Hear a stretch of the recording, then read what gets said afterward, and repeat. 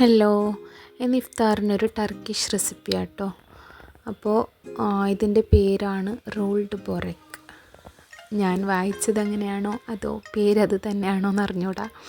Rolled ബൊറെക് എന്നാണ് ഞാൻ വായിച്ചത്. അപ്പോൾ ഇതെങ്ങനെ ഉണ്ടാക്കുന്നതെന്ന് നമുക്ക് കണ്ടു നോക്കാം. അതിനായി ഞാനിവിടെ ഒരു പാത്രത്തിൽ 2 കപ്പ് മൈദയിലോട്ട് 1 മുട്ടയും 2 ടേബിൾ സ്പൂൺ ഓയിലും ഒഴിച്ചിട്ട് ഇതുപോലെ നന്നായിട്ട് മിക്സ് ചെയ്ത് കൊടുക്കുന്നുണ്ട്. ആവശ്യത്തിന് ഉപ്പും കൂടി ചേർത്തിട്ടുണ്ട് കേട്ടോ. കൈ കൊണ്ട് നന്നായിട്ട് നമുക്ക് ചപ്പാത്തിക്കെന്ന പോലെ കുഴച്ചെടുക്കണം.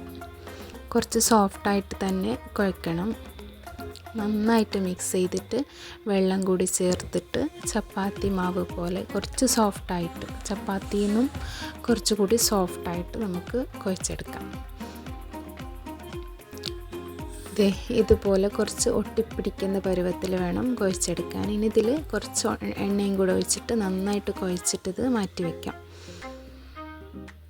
ഒരു 1 അവർ അതവിടെ ഇരുന്നോട്ടെ. അപ്പോഴത്തേക്കും നമുക്ക് ഇതിനുള്ള മസാല റെഡിയാക്കാം. അതിനായി ഞാനിവിടെ ഒരു പാനിൽ കുറച്ച് എണ്ണ ഒഴിച്ചിട്ട് ഇഞ്ചി, വെളുത്തുള്ളി, പച്ചമുളക് ചതച്ചത് ചേർത്തിട്ട് ഒന്ന് വഴറ്റിയിട്ട് അതിലോട്ട് 2 മീഡിയം സൈസ് സവാള ചെറുതായിട്ട് അരിഞ്ഞതും കുറച്ച് ഉപ്പും കൂടി ചേർത്തിട്ട് നന്നായിട്ട് സവാള വഴറ്റിയെടുക്കുന്നുണ്ട്.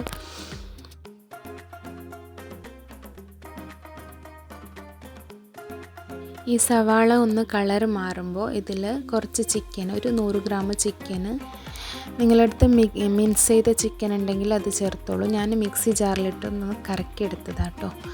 അത് ഈ ഉള്ളിയുടെ കൂടെ ചേർത്തിട്ട് നന്നായിട്ടൊന്ന് മിക്സ് ചെയ്ത് കൊടുക്കണം. ഇത് നന്നായിട്ട് മിക്സ് ആകുമ്പോൾ ഇതിൽ ഒരു 1/4 സ്പൂൺ മഞ്ഞൾപ്പൊടിയും 1/2 സ്പൂൺ കുരുമുളക് പൊടിയും 1/2 സ്പൂൺ ചിക്കൻ മസാലയും കൂടി ചേർത്തിട്ട് നന്നായിട്ട് മിക്സ് ചെയ്ത് കൊടുക്കാം. മസാലപ്പൊടികൾ നന്നായിട്ട് ചിക്കനിലും ഉള്ളിയിലും ഒക്കെ മിക്സായി വരണം.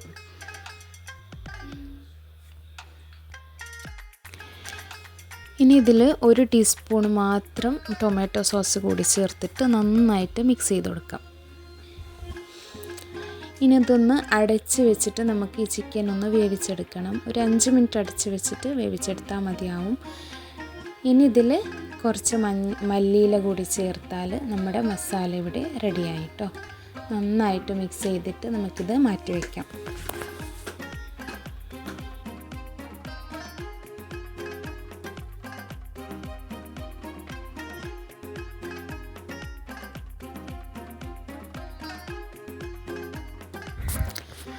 അപ്പോൾ മസാല നമ്മൾ റെഡിയാക്കി വെച്ചിട്ടുണ്ട്. ഇനി നമുക്ക് നേരത്തെ കുഴച്ച് വെച്ച മാവ് എടുത്തിട്ട് കൗണ്ടർ ടോപ്പിൽ ഒന്ന് വീണ്ടും കുഴച്ചെടുക്കണം. എണ്ണയൊക്കെ ചേർത്തിട്ട് നന്നായിട്ട് 3 ഉരുളകളാക്കി ഞാനിവിടെ എടുത്തിട്ടുണ്ട്. ഞാനിവിടെ നന്നായിട്ട് ഓയിൽ തേച്ചിട്ടുണ്ട് കേട്ടോ. ഇല്ലെങ്കിൽ നമുക്ക് പരത്താൻ ബുദ്ധിമുട്ടാവും. പൊടികളൊന്നും ചേർക്കുന്നില്ല, ഓയിൽ തേച്ചിട്ടാണ് പരത്തിയെടുക്കുന്നത്. ഇനി അത് പരത്തിയെടുക്കുന്നതിൽ ഷേപ്പിലൊക്കെ പ്രശ്നമില്ല കേട്ടോ. എങ്ങനെ വേണമെങ്കിലും പരത്തിയെടുക്കാം. തിന്നായിട്ട് വേണം പരത്തിയെടുക്കാൻ. ഭയങ്കര നല്ലോണം തിന്നായിട്ട്, നമുക്ക് എത്ര തിന്നാക്കാൻ പറ്റുന്നോ അത്രയും തിന്നായിട്ട് വേണം പരത്താൻ. എന്നിട്ട് അതിൻ്റെ സൈഡിൽ ഇതേപോലെ വീഡിയോയിൽ കാണുന്ന പോലെ മസാല നീളത്തിൽ വെച്ച് കൊടുത്തിട്ട് ഇതുപോലെ ചുരുട്ടി എടുക്കണം. ഫുള്ളായിട്ടും ഇതുപോലെ. ഇത് ആദ്യം ചെയ്ത ഇത് കുറച്ച് ഒട്ടിപ്പിടിക്കുന്നുണ്ട്. അത് വീണ്ടും ചെയ്യുമ്പോൾ ശരിയാവും കേട്ടോ. ഇങ്ങനെ ഇതിനെ ഉരുട്ടി ചുരുട്ടി എടുക്കണം. അതായത് ഇവിടെ റെഡി ആയിട്ടുണ്ട് ആദ്യത്തേത്. ഇതുപോലെ ഇതിനെ ആക്കിയെടുക്കണം. ഇനി ഇത് വീഡിയോയിൽ കാണുന്ന പോലെ തന്നെ ഇതുപോലെ ചുരുട്ടിയെടുക്കാം. എന്നിട്ട് നമ്മൾ നേരത്തെ മസാല തയ്യാറാക്കിയ പാനില്ലേ, അതിൽ തന്നെയാണ് ഞാനിത് ബേക്ക് ചെയ്തെടുക്കുന്നത്. അത് ഇതുപോലെ നടുക്ക് വെച്ച് കൊടുക്കണം. എന്നിട്ട് രണ്ടാമത്തെ മാവ് അതേപോലെ തന്നെ പരത്തിയെടുക്കുക. തിന്നായിട്ട് പരത്തിയെടുത്തിട്ട് അതേപോലെ നീളത്തിൽ മസാല വെച്ച് കൊടുത്തിട്ട് ഇതേപോലെ ചുരുട്ടിയെടുക്കണം. ഇത് നോക്കി, ഇത് അത്ര ഒട്ടിപ്പിടിക്കുന്നില്ല. ഇത് നന്നായിട്ട് ഇളകി വരുന്നുണ്ട്. ഇത് ഇതുപോലെ ചുരുട്ടി എടുക്കണം. സെയിം പ്രോസസ്സ് തന്നെയാണ് ആദ്യം ചെയ്ത പോലെ തന്നെ ഇതും കൂടി ചെയ്തെടുക്കുക. ഇതുപോലെ ഞാൻ വലിച്ച് കൊടുക്കുന്നത് മൈദ ആയതുകൊണ്ട് ഇതിങ്ങനെ വലിക്കുമ്പോൾ നീണ്ട് വരുന്നുണ്ട്. വീണ്ടും അതായത് വലുതായി വരുന്നുണ്ട്. അതുകൊണ്ടാണ് ഇതുപോലെ വലിച്ച് കൊടുക്കുന്നത്. ഇനി അതേ പാനിൽ തന്നെ അതിൻ്റെ കണ്ടിന്യൂസ് ആയിട്ട് ഇതുപോലെ വെച്ച് കൊടുക്കണം. വീഡിയോയിൽ കാണുന്നത് പോലെ തന്നെ ചെയ്ത് കൊടുക്കണം. ഇനി മൂന്നാമത്തെ മാവും ഇതേപോലെ തന്നെ പരത്തി കൊടുത്തിട്ട് അതേപോലെ മസാല വെച്ചിട്ട് ഇതേപോലെ ഇതിൻ്റെ കണ്ടിന്യൂസ് ആയിട്ട് ഇതുപോലെ വെച്ച് കൊടുക്കാം.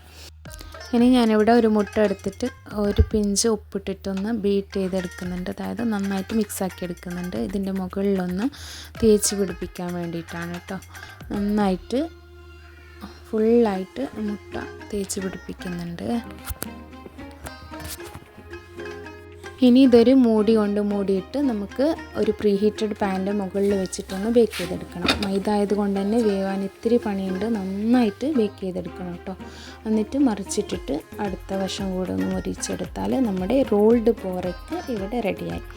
ഇത് മുറിച്ച് നോക്കുമ്പോൾ ഇതാണ് ഇതിൻ്റെ സ്ട്രക്ചർ. നല്ല ടേസ്റ്റാണ്. ഇഷ്ടപ്പെട്ട എല്ലാവരും ലൈക്ക് ചെയ്യുക. Thanks for watching.